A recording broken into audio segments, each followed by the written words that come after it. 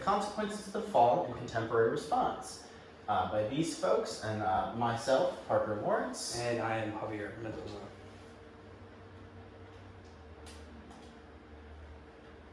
So this is our table of contents. We'll be discussing human nature in Genesis 1 through 3, the consequences of the fall today, an analysis of Christian organization's solution, and then our references.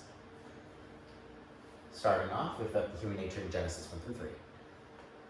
So in Genesis 1-2, it is basically the chapter where everything begins. It is called the beginning, the creation of the universe and everything in it by God. It focuses on the creation of humanity, what created Adam and Eve. It also emphasizes the goodness of God's creation and importance of humanity's role as stewards. It sets the stage for the story of sin and the fall of humanity, which will be talked about in Genesis 3. It also provides foundation for biblical understanding of creation, humanity, and God's nature. Alright, so as far as the human nature, we are all created in the image of God. We are made to be stewards of creation. We are created good in nature but are corrupted by sin. We are capable of both good and evil, and we're made to form relationships. So, in Genesis 3, it tells the story of Adam's and Eve's fall from grace in the Garden of Eden.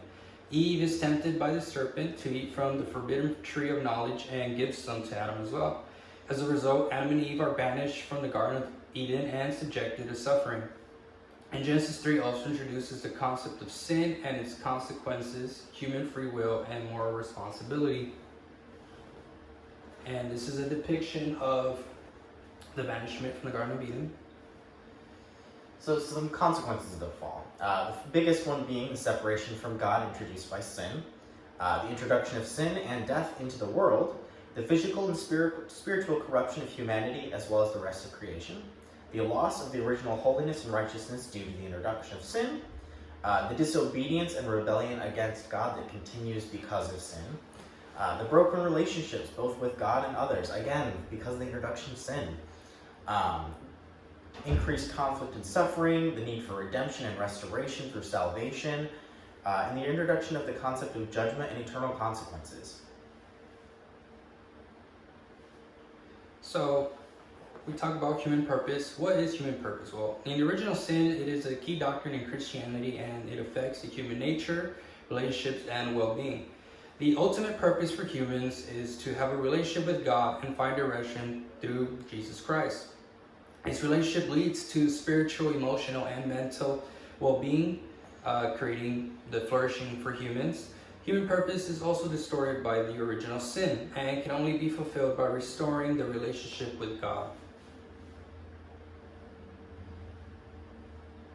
So the atheistic view. So atheism involves denying the existence of a god or gods and the idea that the universe is a result of natural processes. The perspective on human nature is that we're involved and there's no divinity. The purpose of humans is subjective and based on an individual's values and beliefs. And then as far as flourishing, they believe it's achieved through personal growth and relationships. And beliefs and perspectives can vary among individuals.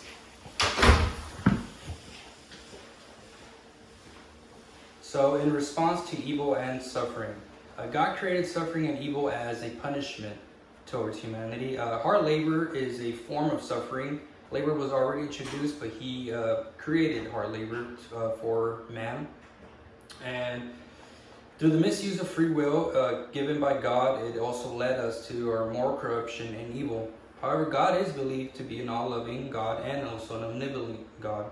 And Christians need to trust in God and understand what He's doing as there is purpose and reason for it. So next we'll be talking about the consequences of the fall. Specifically, we're going to focus in on murder because that is our group's topic. So murder today. The fall of Adam and Eve brought many consequences. In today's world, you're able to see them for everyday actions. Adam and Eve ate from the tree of knowledge of good and evil, and Satan and humanity were cursed as a result. The following consequences of the fall started as childbirth and raising children for women, and that man would have to work, but not just work. Work was already in the beginning. This would be hard, backbreaking work, and labor would be brutal and painful. as well as mortality and the inability to see God were also introduced by this. And as these consequences originated, more came into fruition that led from pain and suffering, sickness, and violence. Violence was introduced through the killing of Abel by Cain. The introduction of murder was brought upon the world by the first children of Adam and Eve. Through jealousy, anger, and rage, that first act was committed and murder was introduced to the world. So the fall's effect on humanity. So the first bloodshed was led by rage, jealousy, and anger, and it committed the ultimate sin of taking another human life and an assault to God's creation. The effect of the fall on humanity created sin. Every human is born with sin and must be forgiven for the original sin, as they are not born holy, and they need to be able to seek redemption by God's grace and face the consequences that all originated from Adam and Eve's actions. And that is a depiction of Cain and Abel. That was the first murder in the Bible and in history. Next, we'll be talking about different Christian organizations and the solutions to violence and murder.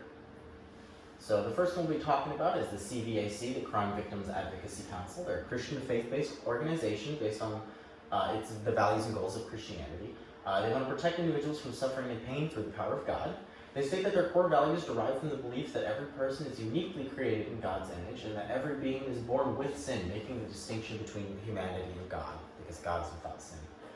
They're calling from God his direction and power to help them address the need to hold offenders or victims accountable for inflicting harm on others. As a Christian organization, its goals is to see those who are broken healed and to hold those accountable who committed acts of violence.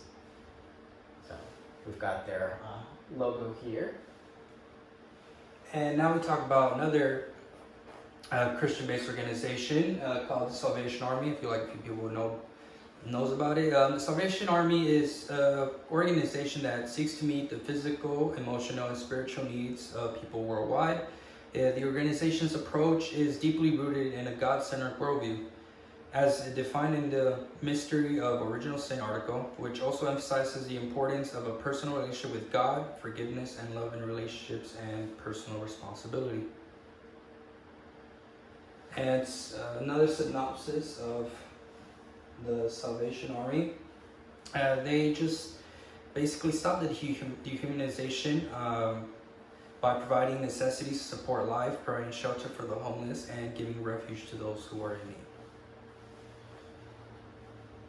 So, a God-centered worldview.